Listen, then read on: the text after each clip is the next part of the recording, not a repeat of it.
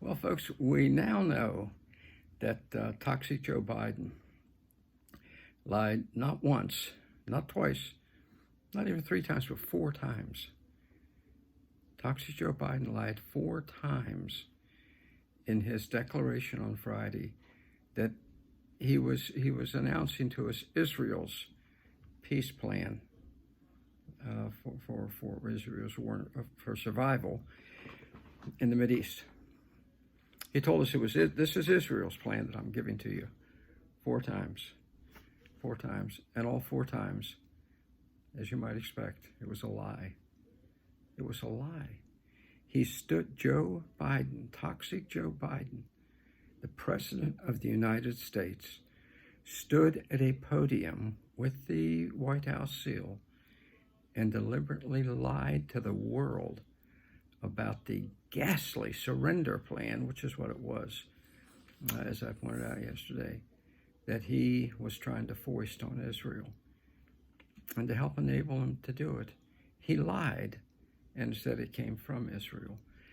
We are in a very dangerous place in America. We have a president without a conscience, without a moral compass.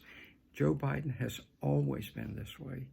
He has lied about everything in his life, going all the way back to saying he graduated #1 in law school when he actually graduated, I think, something like 79th out of 86. He lied about the speeches he gave where he plagiarized England's McClintock. There's no end to it with this man. There's no end to it. But this is a horrible lie because it put at risk Israel's survival. And it gets worse because he waited until the onset of Israel, of the Jewish people's Sabbath, to make his lying announcement, knowing that would delay the ability of the leaders of the state of Israel to say, no, wait a minute, that is not our proposal. We have nothing to do with that. Keep in mind, it called for the immediate surrender by Israel, the immediate cessation of all hostilities with Israel trying to defend its existence in Rafah, Israel pulling out of Gaza altogether, turning it back over to Hamas, the terrorist monsters, allowing Hamas to do whatever it wants because Israel and Biden's surrender plan would say, okay, from now on we will have hands off Gaza. In other words, we'll have daily shellings and multiple October 7th. That's what Biden called for, and then had the audacity, the duplicity, the degeneracy to lie to the world and say it was Israel's plan.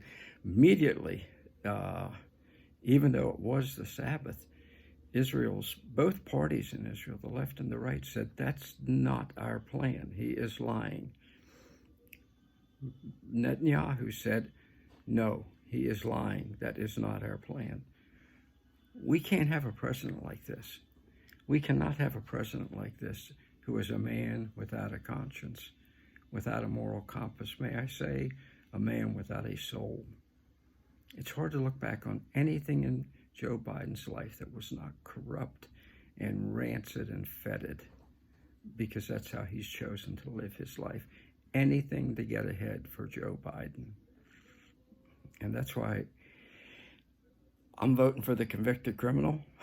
Okay, I can't wait. My Honduran wife, who just got her citizenship, can't wait to vote for the convicted criminal. God bless Donald Trump. At least he tells us the truth. You know where he stands. And frankly, he stands with the American people. And by the way, with Israel, he would not force them to sign an agreement that would put the entire state of Israel, the Jewish people, under the gun, perhaps to death, because that's what Biden's proposal that he lied about calls for, okay?